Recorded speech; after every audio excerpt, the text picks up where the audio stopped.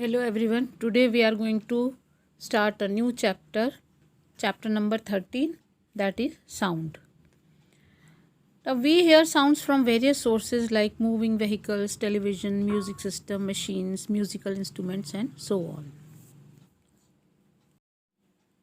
Now a question arises that what is sound? So we must know that sound is a form of energy like heat and light. Or we can say sound is a form of energy which produces a sensation of hearing in our ears. We talk and communicate with others by producing sound. Birds, insects, animals are also capable of producing sound. When we talk about sound, so many questions arises in our mind that how is sound produced and how do we hear sound? Why are some sounds louder than others? How does sound travel from one place to another? What is music? How is music different from noise? What is noise pollution and how it is caused? We will discuss all this in our chapter which we are reading now. Here in this slide you can see a lady is producing sound with the help of an instrument. And how she is producing? She is actually plucking the string of a instrument. Now here we can see that the string starts moving back and forth rapidly and makes a sound. Here you can see a music system is there. When we place our palm on the speaker of the music system playing loud music, we feel some back and forth movement. This is vibration. So we can define vibration as a vibration is a rapid back and forth movement of a body about its mean position. Now we can conclude that the sound is produced because of vibration. Now here you must know that every source of sound is a vibrating body. In other words, every sound producing object is a vibrating body. When vibrations are stopped, the sound also stops. Thus, we can say that sound is produced by vibrations made by the vibrating body. To confirm this, we will perform an activity which is as follows. For this activity, you need a wooden board, 2 nails, a rubber band and a hammer. Now we have to fix nail on the wooden board with the help of the hammer as shown in the figure. Now stretch the rubber band and then leave it. Now what we will observe? We will observe that the rubber band vibrates and it produces a sound. Now we stop the vibration of the rubber band. No sound is produced. So this shows that sound is produced by a vibrating body. You can do this experiment at your home easily. Now a question arises how sound travels. We have learned that sound is produced by the vibration of an object.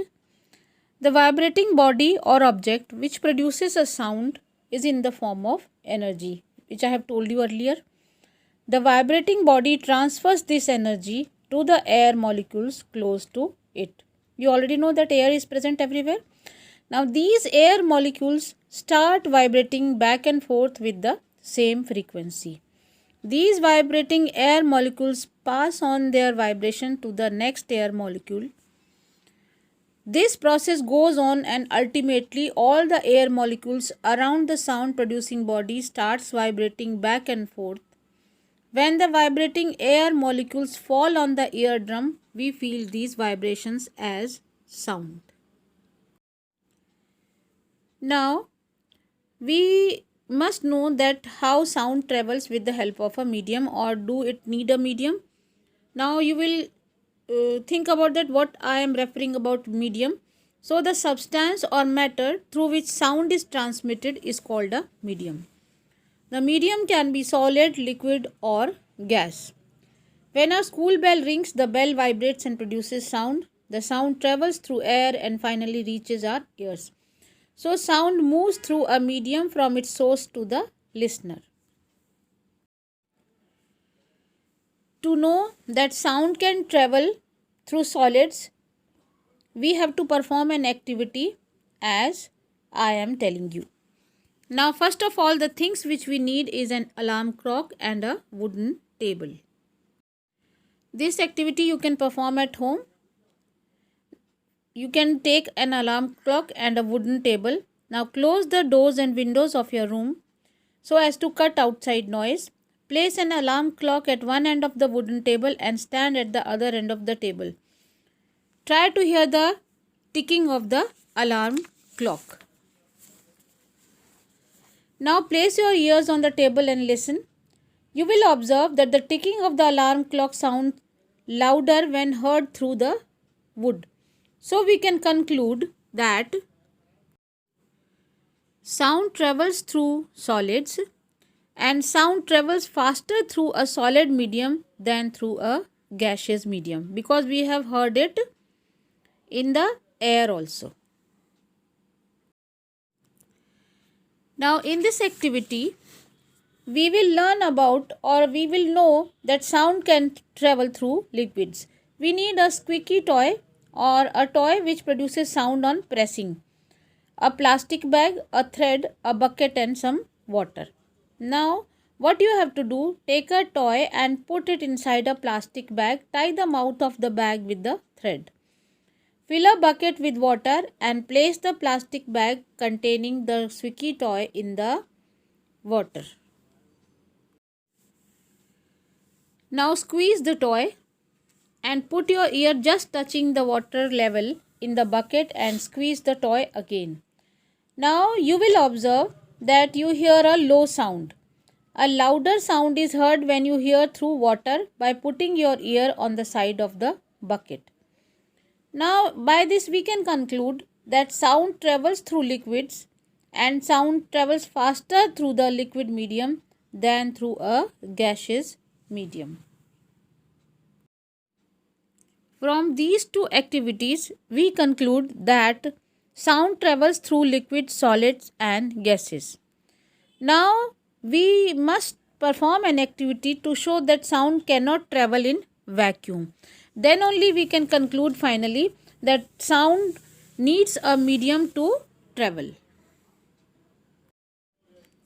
In this slide we will read about that sound requires a medium to travel, or we have to do an experiment for that. Now for this you require an electric bell, a glass bell jar, a vacuum pump, a battery, a key and a connective wires.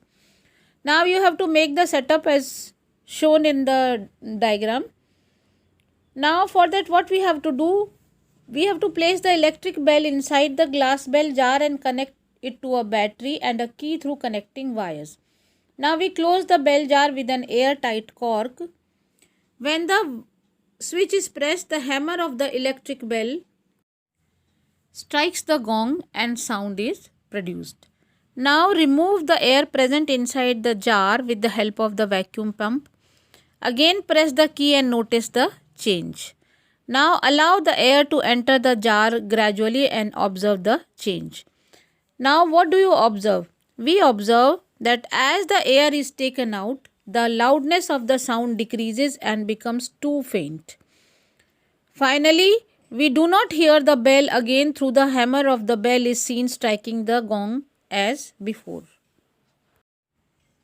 We will notice that the sound slowly start increasing when we allow the air to enter the jar gradually.